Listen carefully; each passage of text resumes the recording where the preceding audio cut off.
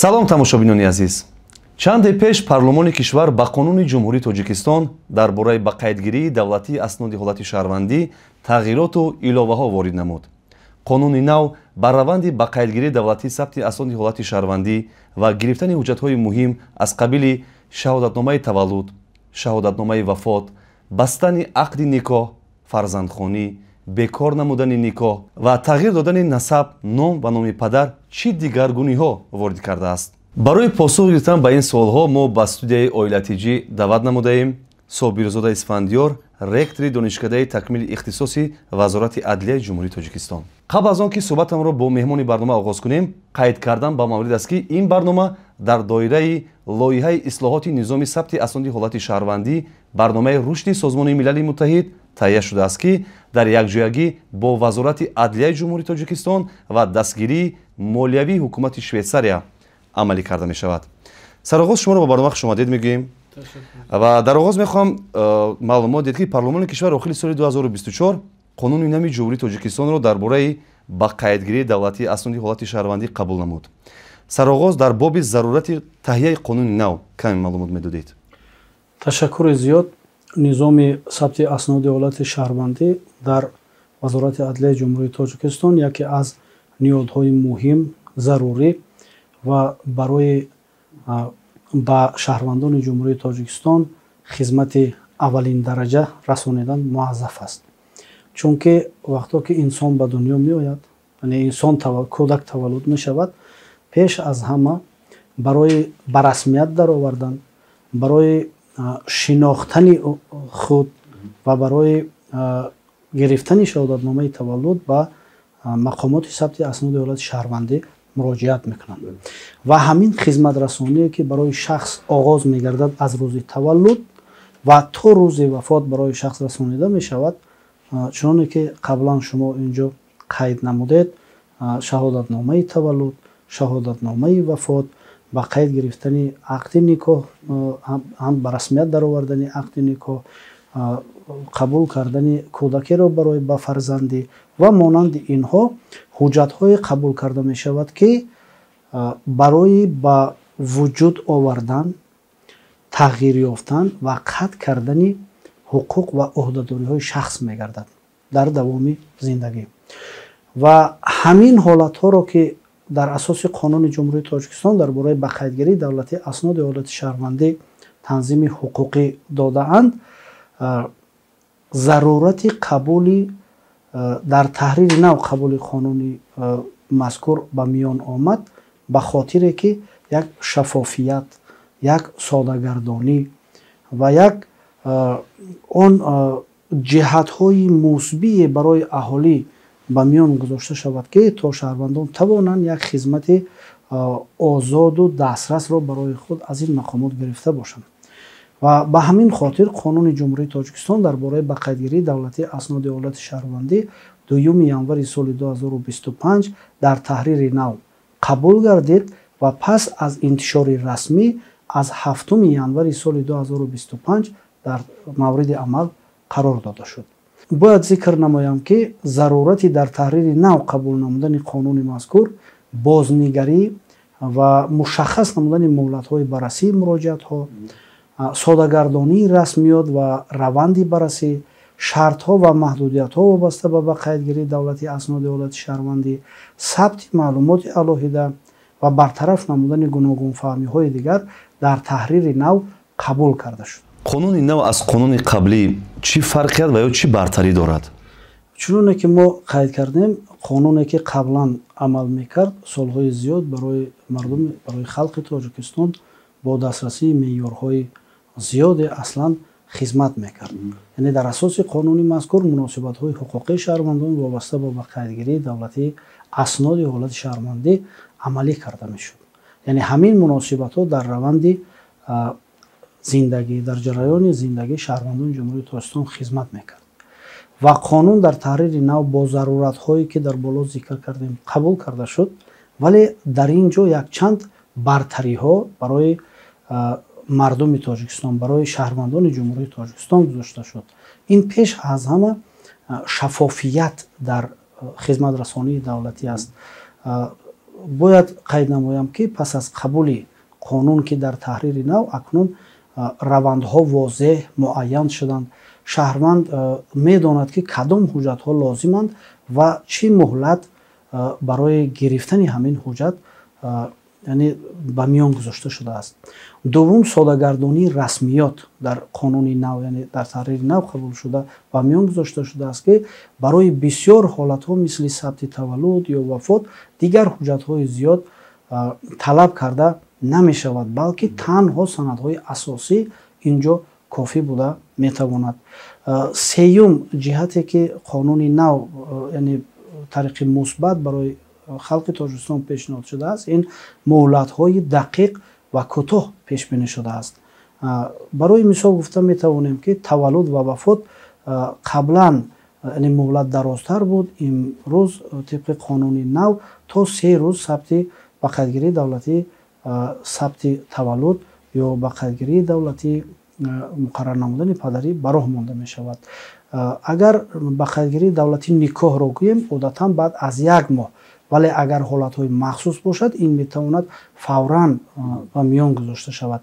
яъне агар шаҳрвандони ҷумҳурии Тоҷикистон ҳамзист ҳастанд ё дар асоси зиндагии якҷоя бо нафаре соҳиби фарзанд шудаанд, аллакай оила бунёд шудааст, вале ба қайди давлатӣ гирифта нашудааст. дар ин ҳолатҳо метавонад ки қонун ана ҳамин ҳолати шаҳрвандонро истисно карда ҳамин муҳлатро фавран барои бастани ақди никоҳ иҷозат дода бошад. инчунин иваз кардани ном, насаб, номи падар дар муҳлати то 15 рӯз аслан ва метавонад ин муҳлат то 1 моҳ идома ёфта бошад. фарзандхонӣ бошад, баъд аз қарори суд фавран ба қайд гирифта мешавад ки ин дар қонуни пештара муҳлати дарозтар дошт. ин ҳама барои он аст ки хизматрасониҳои давлатӣ барои шаҳрвандон осон, саривақтӣ ва дастрас бошад. имрӯза раванди рақамикунонӣ дар тамоми соҳаҳо бо суръат идома дорад. рақамикунонӣ дар мақомоти сабти асноди ҳолати шаҳрвандӣ чӣ гуна ҷараён дорад ва дар ин самт корҳо то куҷо анҷом дода шуданд? албатта мақомоти сабти асноди ҳолати шаҳрвандӣ дар самти рақамикунонӣ, низоми идоракунӣ ва хизматрасониҳои давлатӣ дар солҳои охир тадбирҳои ҷиддӣ ва амалии худро ба рушди хизматрасониҳои электронии ҳуқуқӣ ва дастрасии рақамӣ ба иттилооти ҳуқуқӣ амалӣ намудааст. тибқи фармони президенти ҷумҳурии Тоҷикистон аз 22 июни соли 2023 дар бораи тадбирҳои вусъат додани ҳисоббаробаркунии ғайринақдӣ аз 1 августи соли 2023 пардохти андозҳо, боҷҳои давлатӣ барои додани иҷозат ва иҷозатномаҳо, пардохти дигари ҳатмӣ ба буҷет, ҷаримаҳо, маблағи суғуртаи таъмини давлатӣ, хизматрасониҳои тиббӣ, хизматрасониҳои коммуналӣ, намудҳои дигари хизматрасониҳои давлатӣ, инчунин қабули маблағҳо аз ҷониби вазорату идораҳо ва ташкилотҳои давлатӣ тариқи ғайринақдӣ роҳандозӣ карда шудааст. рушди платформаи электронӣ ва хизматрасониҳои рақамӣ бо мақсади баланд бардоштани самаранокии хизматрасониҳо ба аҳолӣ ва кам намудани омилҳои коррупсионӣ аслан мусоидат мекунад ки амалӣ карда мешавад. пардохти ғайринақдӣ тавассути барномаи билдингии пардохти ҳушманд, яъне смартпей дар раёсати асноди ҳолати шаҳрвандӣ, шуъбаҳо, бахшҳои сабти асноди ҳолати шаҳрвандӣ ва ҷамоатҳои шаҳраку деҳот роҳандозӣ карда шудааст ки ин иқдоме аст барои амалӣ шудани ҳамин гузаштан ба хизматрасониҳои рақамӣ. рақамикунонии хизматрасониҳои давлатӣ дар доираи фаъолияти мақомоти сабти асноди ҳолати шаҳрвандӣ ҳамчун як самти афзалиятноки ислоҳоти соҳаи ҳуқуқӣ арзёбӣ мегардад. натиҷаҳои ба дастомада шаҳодати татбиқи босамар ва марҳилавии сиёсати давлатӣ дар самти ҳукумати электронӣ ба ҳисоб меравад ва имрӯз вазорати адлияи ҷумҳурии Тоҷикистон кӯшиш ба харҷ дода истодааст ки тамоми хизматрасониҳои давлатие ки дар соҳаи мақомоти сабти асноди ҳолати шаҳрвандӣ аст ва ё дигар хизматрасониҳои давлатӣ марбут ба вазорати адлияи ҷумҳурии Тоҷикистон аст, тариқи рақамӣ ба роҳ монад. кадом намуди хизматрасониҳои сабти асноди ҳолати шаҳрвандӣ аллакай рақамӣ карда шуданд ва то охири сол боз кадом хизматрасониҳо рақамӣ карда мешаванд? умуман дар ин соҳа чӣ мушкилиҳо вуҷуд дорад? ташаккури зиёд. воқеан ҳам ҳукумати ҷумҳурии Тоҷикистон вобаста ба пурра гузаштани хизматрасониҳои давлатӣ тадбирҳои амалӣ ва тадбирҳое ки дар асоси санадҳои меъёрии ҳуқуқӣ ва санадҳои зерқонунӣ андешида шуда истодааст, водор мекунад мақомоти давлатиро аз ҷумла вазорати адлияи ҷумҳурии Тоҷикистонро ки хизматрасониҳои марбути худро саривақт ва зудтар рақамӣ гардонад, зеро ки рақамӣ шудани хизматрасониҳои давлатӣ метавонад барои соддатар ба расмият даровардани ҳуҷҷатгузорӣ барои шаҳрвандони ҷумҳурии Тоҷикистон имконпазир гардад. Тибқи қарори ҳукумати ҷумҳурии Тоҷикистон аз 2 марти соли 2023 таҳти рақами 72 дар бораи номгӯи хизматрасониҳои давлатие ки бояд муносиб ва автоматикӣ гардонида шавад, бояд 10 намуди хизматрасониҳои ки дар мақомоти сабти асноди ҳолати шаҳрвандӣ ба миён гузошта шудааст ба шакли электронӣ гузаронида шавад. Айни ҳол бошад 2 намуди хизматрасонӣ аз ҷумла таваллуд ва вафот дар давраи озмоишӣ қарор дорад. Хизматрасониҳои дигар низ пас аз гузаштани озмоишҳои таҷрибавӣ ба хизматрасониҳои рақамӣ дар назар аст ки то охири сол дар сурати имконпазир гардидани таъмини имкониятҳои техникӣ ки яке аз воситаҳои асосӣ ба ин ҳадаф расидан аст, то охири сол метавонад ки ба ҳама намуди хизматрасониҳоро рақамӣ кунонад. тибқи қарори ҳукумати ҷумҳурии Тоҷикистон таҳти рақами 159 ки аз 28 феврали соли 2025 амалӣ кардааст, гирифтани шаҳодатномаи таваллуд ва шаҳодатномаи вафот ройгон аст. волидоне ки масалан кӯдаконашон 5-6 сола шуданду то шаҳодатномаи таваллуд надоранд, метавонанд бидуни супоридани ҷарима шаҳодатномаи таваллудро ба даст оранд, ё ин ки танҳо ин барои кӯдакони навзод аст, яъне ройгон? албатта бо қабули қонуни ҷумҳурии Тоҷикистон дар бораи бақаятгирии давлатии асноди ҳолати шаҳрвандӣ дар таҳрири нав албатта як қатор хизматрасониҳои сабти асноди ҳолати шаҳрвандӣ барои аҳолӣ ройгон гардонида шуд. аз ҷумла шаҳодатномаи таваллуд ва вафот низ ройгон барои шаҳрвандони ҷумҳурии Тоҷикистон дастрас аст ки аз мақомоти сабти асноди ҳолати шаҳрвандӣ бигиранд. бояд қайд намоям ки инҷо сухан дар бораи он меравад ки шаҳодатномаи таваллуд бори аввал барои шахс гирифта мешавад, яъне кӯдак таваллуд мешавад, бори аввал волидони ӯ ба мақомоти сабти асноди ҳолати шаҳрвандӣ муроҷиат мекунанд, шаҳодатномаи таваллудро дастрас мекунанд. дар сурати гум шудани ҳамин шаҳодатнома ва ё фарсуда гардидани ҳамин шаҳодатнома зарурати аз нав, яъне такрорӣ гирифтани шаҳодатнома ба миён меояд.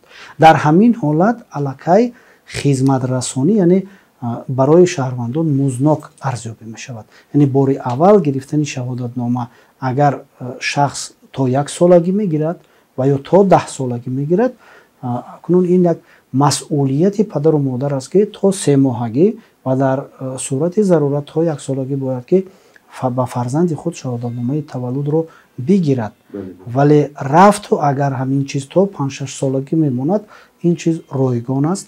ягон маблағ барои хизматрасонӣ ва ё барои боҷи давлатӣ супорида намешавад, вале дар сурати гум шудани шаҳодатнома музнок мешавад. музди ин ҳам бошад барои ин намуди хизматрасонӣ 150 сомонӣ боҷи давлатӣ месупорад шаҳрванд ва 112 сомону 50 дирҳам хизматрасонӣ иловагӣ месупорад ки ҷамъ 262 сомону 50 дирҳамро ташкил медиҳад. вақте ки шахс аз дунё мегузарад, пайвандонаш барои гирифтани шаҳодатномаи вафот чӣ кор кунанд ва ба куҷо бояд муроҷиат намоянд? албатта вафот ин ҳодисае ҳаст ки барои шахс, барои пайвандони ӯ гирифтани шаҳодатномаи вафот метавонад ки барои ихтиёрдорӣ кардани масалан молу мулки шахс ва ҳамчунин ба расмият даровардани ҳуҷҷатҳои масалан фарзандони шахси фавтида ҳуҷҷати зарурӣ ба ҳисоб меравад. вобаста ба бақаятгирии давлати вафот дар қонуни ҷумҳурии Тоҷикистон дар бораи бақаятгирии давлати асноди ҳолати шаҳрвандӣ як боби алоҳида, яъне боби сеюм таҳия гардидааст ки ин гурӯҳи муносибатҳои ҷамъиятиро албатта танзим мекунад. наздикони шахси фавтида пеш аз ҳама барои гирифтани шаҳодатномаи таваллуд ба мақомоти сабти асноди ҳолати шаҳрвандӣ ҳуҷҷати асоснокунӣ барои бақаятгирии давлати вафот пешниҳод менамоянд. қонун ин ҳуҷҷати асоснокуниро дар моддаи 26 муқаррар намудааст ки ин пеш аз ҳама ҳуҷҷати шаклаш муқарраршуда оид ба вафот ки аз тарафи ташкилоти тиббӣ ё тиббӣ ба фаъолияти хусусии тиббӣ машғул буда дода мешавад ва дигар асос яъне санади судӣ ки эътибори қонунӣ пайдо кардааст мебошад. Ҳамин ду ҳуҷҷате ҳаст ки барои шахси фавтида бояд ба мақомоти сабти асноди ҳолати шаҳрвандӣ пешниҳод гардад. Мақомоти сабти асноди ҳолати шаҳрвандӣ дар асоси ҳамин ҳуҷҷат ба шахс шаҳодатномаи таваллуд дода бошад.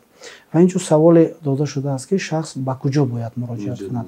Албатта моддаи 27 Қонуни Ҷумҳурии Тоҷикистон дар бораи бақайдгирии давлати асноди ҳолати шаҳрвандӣ ин ҳолатро низ мавриди танзим қарор додааст. Бақайдгирии давлати вафот аз ҷониби мақомоти бақайдгирандаи асноди ҳолати шаҳрвандӣ дар маҳалли истиқомати охирини шахси вафот карда, маҳалли вафот, маҳалли ёфт шудани ҷасади шахси фавтида ё дар маҳалли ҷойгиршавии суде ки санади судӣ оид ба муқаррар намудани воқеияти вафот ё вафот карда эълон намудани шахсро баровардааст, албатта гузаронида мешавад. Ва қисми 4 моддаи мазкур муқаррар мекунад ки агар шахс дар қатора, дар ҳавопаймо ва ё дигар воситаи нақлиёт ҳангоми сафар вафот карда бошад, қайди давлатии вафот дар мақомоти бақайдгирандаи асноди ҳолати шаҳрвандие ки дар ҳудуди маҳалли аз воситаи нақлиёт фаровардани шахси вафот карда ҷойгир шудааст, албатта гузаронида мешавад. Ин намуди сабт тибқи Қонуни Ҷумҳурии Тоҷикистон дар бораи бақайдгирии давлати асноди ҳолати шаҳрвандӣ ки дар таҳрири нав қабул гардидааст ройгон мебошад ва тибқи қонуни қаблӣ ки ин муҳлати бақайдгирии ин намуди сабт 5 рӯзро дар бар мегирифт, ҳоло бошад ин 3 рӯзро дар бар мегирад. дар баробари ба қайд гирифтани ахди никоҳ сабти асноди ҳолати шаҳрвандӣ метавонад ки ахди никоҳро бекор кунад. Масалан, мард дар Русия бошад, тариқи телефонӣ занашро талоқ диҳад, оё бе иштироки мард метавонад ахди никоҳро бекор кард? муносибатҳое ки вобаста ба бекор кардани ақди никоҳ ба миён меояд, Кодекси Оилаи Ҷумҳурии Тоҷикистон ва Қонуни Ҷумҳурии Тоҷикистон дар бораи бақайдгирии давлати асноди ҳолати шаҳрвандӣ танзим кардааст. яъне бекор кардани ақди никоҳро қонунгузорӣ бо 2 роҳ ба миён гузоштааст. яъне ин ба ихтиёри худи шаҳрвандон вогузор карда шудааст. яъне агар шахс бо ҳамсараш хоҳиши бекор кардани ақди никоҳро дар мақомоти сабти асноди ҳолати шаҳрвандӣ доранд, онҳо бояд як қатор асосҳоро пешниҳод кунанд. ин асосҳо чи аст? яъне аризаи муштарак менависанд. дар аризаи муштарак розигии ҳардуро сабт мекунанд ва он ҷо қайд мекунанд ки мо аз ҳамин никоҳ ҳамон фарзанди ноболиғ надорем ва баҳси молумулкӣ низ надорем. ва агар ҳамин ҳолатҳо вуҷуд дошта бошад, мақомоти сабти асноди ҳолати шаҳрвандӣ аризаро баррасӣ мекунад, дар шоҳидии ҳарду нафар никоҳро бекор мекунад. ва агар дар сурате ки яке аз тарафҳо ва мақомоти сабти асноди ҳолати шаҳрвандӣ барои навистани ариза имконияти иштирок кардан надорад, чуноне ки инҷо қайд кардед, масалан дар Федератсияи Русия ва ё давлати дигар бошад, ӯ метавонад аризаи худро шахсан нависад ва ҳамсараш низ шахсан аризаи худро дар бораи бекор кардани ақди никоҳ нависта ба мақомоти сабти асноди ҳолати шаҳрвандӣ пешниҳод кунанд ки инро мақомоти сабти асноди ҳолати шаҳрвандӣ баррасӣ мекунад ва барои бекор карданаш тасмим мегирад. ва ҳолати дуюм тариқи судӣ бекор кардани ба қайдгирии давлатӣ бекор кардани ақди никоҳ ба миён меояд. яъне шаҳрвандон ҳангоми бекор кардани ақди никоҳ агар аз ҳамон никоҳашон фарзанди ноболиғ доранд ва ё баҳси молумулкӣ доранд, дар ин ҳолат аризаро ба мақомоти судӣ менависанд. мақомоти судӣ барои таъминоти фарзандони ноболиғ, минбаъдаи таъминоти фарзандони ноболиғ, боқӣ мондани фарзандон ва ҳамчунин ҳал кардани баҳси молумулкӣ тадбирҳо андешида барои бекор кардани ақди никоҳ тасмим мегирад. хуб, дар масъалаи фарзандхонӣ дар қонуни нав чӣ тағйирот ворид карда шудааст? фарзандхонӣ яке аз институтҳои бисёр васеъ дар қонунгузории оилавии ҷумҳурии Тоҷикистон ба ҳисоб меравад. ин ҳолате аст ки шаҳрвандони ҷумҳурии Тоҷикистон барои гирифтани фарзандро ба тарбияи худ ё ба фарзандӣ қабул кардан яке соҳиби фарзанд мегардад ва дигаре соҳиби парастор мешавад. яъне таъминоти кӯдакон ё ки ҷобаҷо кардани кӯдакони бепарастор ба ҳамин восита ба миён гузошта мешавад. ин як механизме ҳаст ки таъмини ҳуқуқи минбаъдаи кӯдакон баро монда шудааст ва ҳам вақто ки ба расмиятдарории фарзандхонӣ тариқи мақомоти сабти асноди ҳолати шаҳрвандӣ ба роҳ монда мешавад, яъне ба миён гузошта мешавад, дар қонуни ҷумҳурии Тоҷикистон дар бораи ба қайдгирии давлатии асноди ҳолати шаҳрвандӣ муқаррарот низ вуҷуд дорад ва қонуне ки дар таҳрири нав қабул гардидааст вобаста ба муҳлатҳои ба қайдгирии давлатии фарзандхонӣ низ инҷо навгониҳо шудааст. яке аз навгониҳое ки дар қонуни нав ба миён гузошта шудааст ин яъне дар муҳлати ба қайдгирии давлатии фарзандхонӣ мебошад. ин муроҷиати шаҳрванд қаблан агар дар муддати 5 рӯз ба қайд гирифта мешуд, айни ҳол дар муддати 3 рӯз ба қайд гирифтани давлатии фарзандхонӣ ба миён гузошта мешавад ки ин яке аз роҳҳо, яке аз воситаҳое ки дар самти қабули фарзандхонӣ ва ба расмият даровардани ҳуҷҷатҳои онҳо яке аз унсури хеле муҳим ва зарурӣ ба ҳисоб меравад. тартиби фарзандхонӣ чӣ гуна аст ва барои фарзандхон гирифтани кӯдак кадом ҳуҷҷатҳо лозим мешавад? албатта фарзандхонӣ шакли афзалиятноки ҷойгир кардани кӯдакони бепарастории волидон мебошад. қонуни ҷумҳурии Тоҷикистон дар бораи ба қайдгирии давлатии асноди ҳолати шаҳрвандӣ тартиби онро дақиқ муайян намудааст. асоси фарзандхондӣ танҳо бо қарори суд имконпазир аст. суд бо иштироки мақомоти васояту парасторӣ ва прокурор аризаро баррасӣ мекунад, дар ин маврид ҳалнома қабул мекунад. баъди ба қувваи қонунӣ даромадани ҳалномаи суд фарзандхондӣ дар мақомоти сабти асноди ҳолати шаҳрвандӣ ба қайд гирифта мешавад. барои ин аризаи хатии шахсони фарзандхонкунанда ва ҳуҷҷатҳои зарурӣ албатта пешниҳод карда мешавад. пас аз сабт гардидани ин намуди хизматрасонӣ шаҳодатномаи махсус ба падару модари фарзандхонкунандагон дода мешавад. бо хоҳиши падару модари фарзандхонкунанда метавонад насаб, номи падар, сана ва ҷои таваллуди кӯдак низ иваз карда шавад. дар ҳолати бекор шудани фарзандхонӣ бошад, сабти аслии таваллуди кӯдак барқарор карда мешавад. бояд қайд намоям ки фарзандхонӣ шартҳои муайяни худро дорад, яъне фарзандхонӣ танҳо ба манфиати кӯдак иҷозат дода мешавад. фарқияти синусонии фарзандхонкунанда ва фарзандхоншаванда бояд на кам аз 17 сол бошад, ба истиснои ҳолатҳое ки падарандар ва ё модарандар писарандар ва ё духтарандари худро ба фарзандӣ қабул мекунад. агар ҳамин ҳолат бошад, пас ин фарқияти синусолӣ аз байн бардошта мешавад. ва ҳамчунин барои фарзандхонӣ розигии волидон, васиён ё муассисаи кӯдакона низ зарур шуморида шудааст. агар кӯдак ба синни 10 солагӣ расида бошад, фикри ӯ низ барои ба фарзандӣ қабул кардан ба назар гирифта мешавад.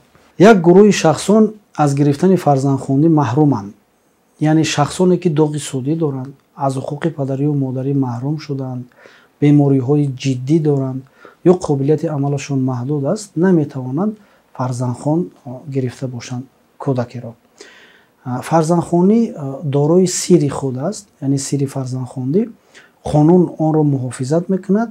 бе розигии шахсони фарзандхонкунанда ягон корманд, чӣ корманди мақомоти сабти асноди ҳолати шаҳрвандӣ аст ва чӣ корманди мақомоти судӣ аст ва дигар, ҳаққи ошкор кардани маълумотро дар бораи фарзандхон шудани кӯдак надоранд. фарзандхонӣ дар ҷумҳурии Тоҷикистон як амали қонунӣ ва яъне пурмасъулият аст ки танҳо бо ҳалномаи суд ва ба қайдгирии давлатӣ анҷом дода мешавад. пеш аз ҳама ба манфиати кӯдак бояд равона карда шуда бошад. ишқ сарҳад надорад.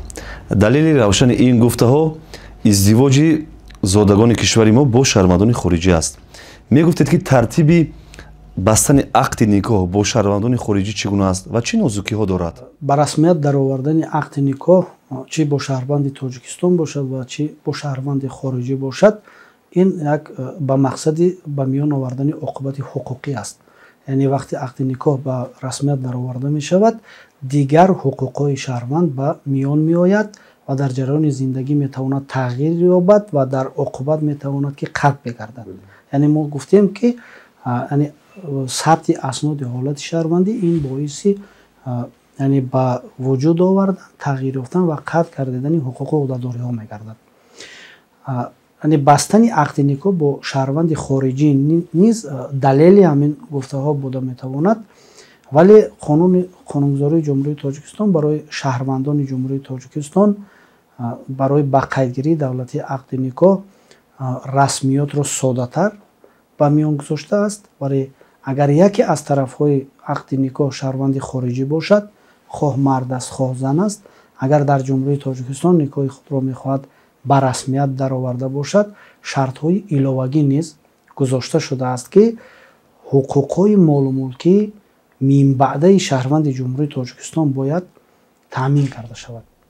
яъне шаҳрванди хориҷӣ як соли охир бояд доимӣ дар ҷумҳурии Тоҷикистон зиндагӣ карда бошад.